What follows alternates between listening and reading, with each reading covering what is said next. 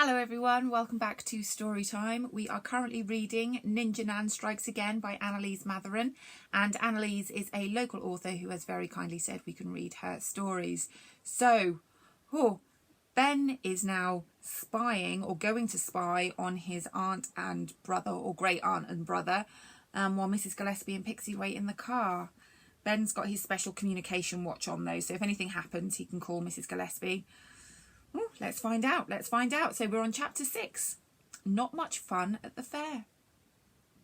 Ben walked past the candy floss stall, trying to blend in with the crowd and keep a sharp eye out for Auntie G and Kieran. I'm in, Ben said to the wristwatch. Oh, that's hard to say. Wristwatch. Mrs. Gillespie made no response. Ben continued down past the stalls to the games. Amongst others, there was a coconut shy and hoopla, both of which were surrounded by Wigglypuff prizes. Ben was surprised to see how popular these games were. Past the stalls and games, Ben could see the lights flashing of the rides. He could hear the music blasting out, competing with the screams of the kids. Ben had a good look around before he ventured forwards. The rides were fast and noisy. He wished he wasn't there on official business. Ben kept to the perimeter, skirting around each stall, passing all the little kid rides and inching towards the larger rides, still keeping an eye out for Auntie Gertrude and Kieran. Just as Ben reached the noisiest ride at the fair, it was called the Nausea Whirl and consisted of groups of seats which span round and back and forth and upside down, all at once. He spotted them. I found them, he told Mrs. Gillespie, who responded with silence. The pair of them were standing in front of the Ferris wheel. Kieran was wearing a dorky pair of sunglasses he must have won on one of the games, and Aunt Gertrude was pointing towards a haunted house ride at the far end, which had a queue of kids waiting for a go. Aunt Gertrude said something to Kieran, who looked really excited. He then nodded and walked off to stand at the end of the queue. Aunt Gertie watched him take his place, then she made her way inside a nearby refreshment tent.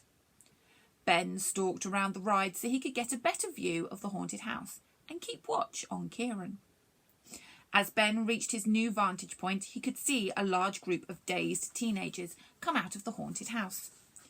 Their ride was over, but they weren't full of high spirits like the kids on other rides. They looked a bit subdued, or sick maybe. Perhaps the ride was that scary that they all felt a bit queasy. Ben watched as the next lot of kids were ushered into the ride. Suddenly, the man in charge, a big burly guy in jeans and a checkered shirt with the sleeves missing and tattoos of skulls and flames on his arms, grabbed a kid from the crowd. He hoisted the boy up in the air by the back of his pants. Then he carried the boy by his protruding underwear towards a sign at the entrance. He banged the boy's head into the sign, then moved him away from the queue and unceremoniously dumped the boy on the floor. The ride's not for you, Ben heard the man call out in an accented voice. The kids in the queue began to laugh, jeer and clap at the boy's misfortune. Ben watched as the boy walked past him, pulling his underwear out of his bum as he went. Are you all right? Ben asked as he caught up with the boy. I'll be picking my pants out for a week, the kid said. I hope it hasn't caused any serious long-term damage. Ben could see the boy wasn't much older than him.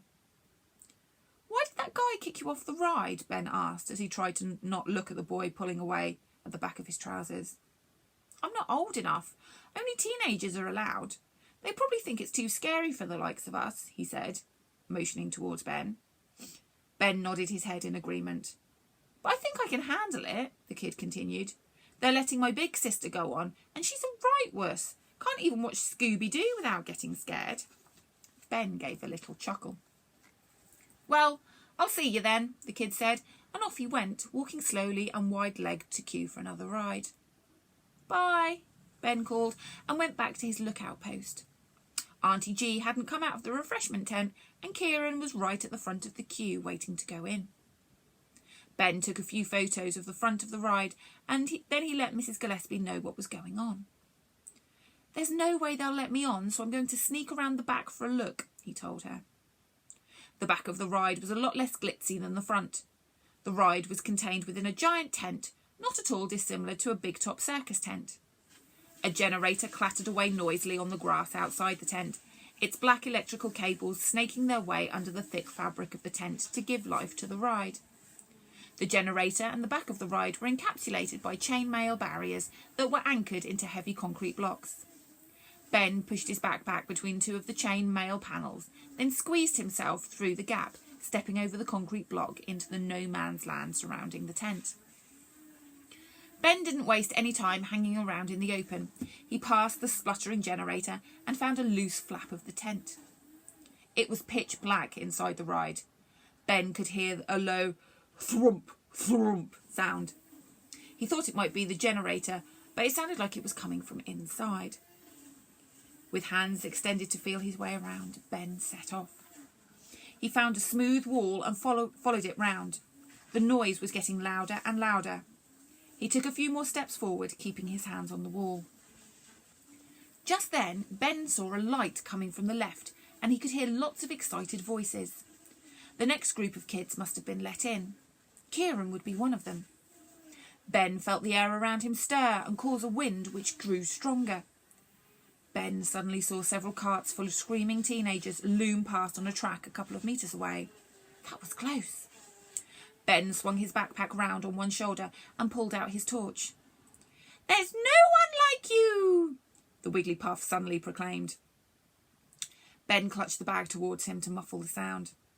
That thing's going in the bin as soon as I get out of here, he thought to himself.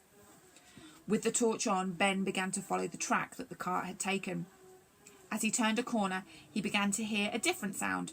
The thwomp, thwomp had begun to speed up, and an eerie green light, flashing and swirling, appeared up ahead. It made the hairs on the back of Ben's neck stand up. Suddenly, he had the strangest feeling that he was being watched. Ben swallowed and turned the flashlight to look behind him. The light was reflected back at him by two shining eyes and a pair of saliva-dripping fangs. Ben's heart leapt into his throat. About 10 metres away was a ferocious dog, maybe a Doberman or a Rottweiler.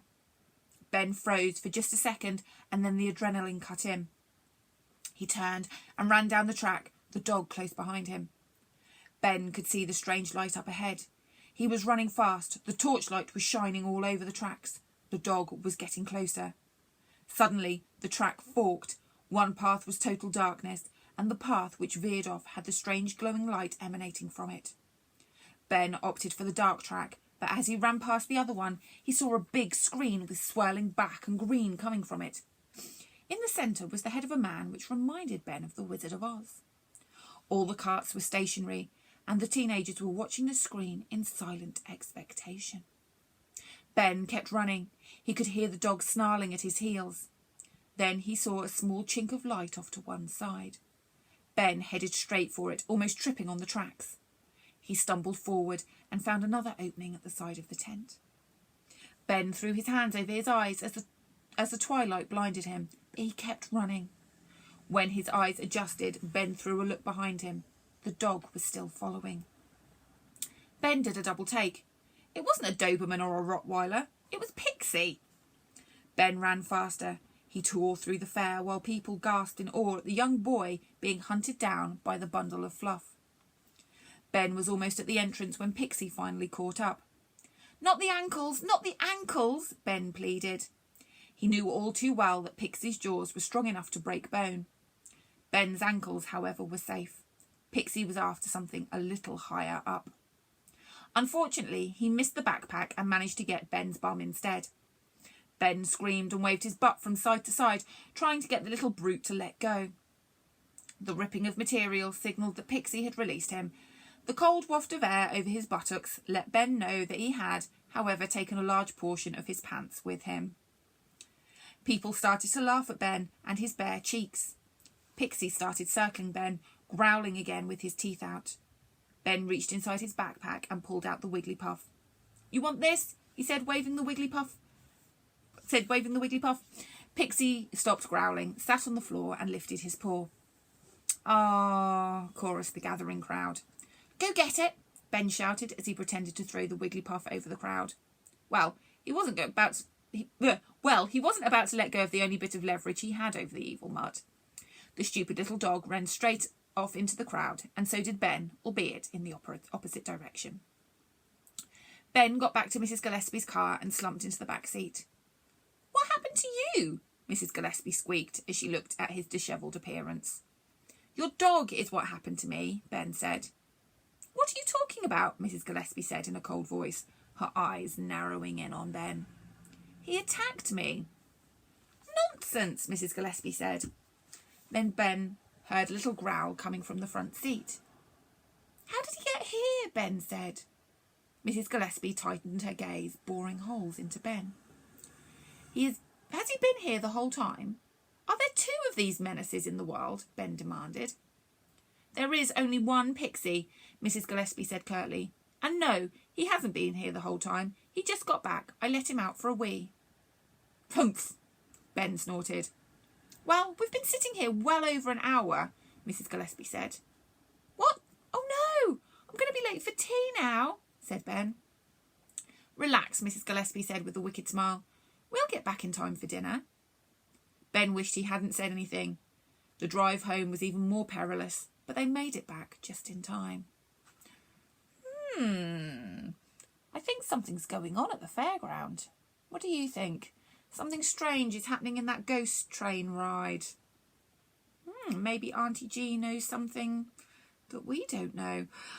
Anyway, come back soon and we will read the next chapter of Ninja Nan Strikes Again by Annaliese Matheron. So I will see you soon. Bye-bye.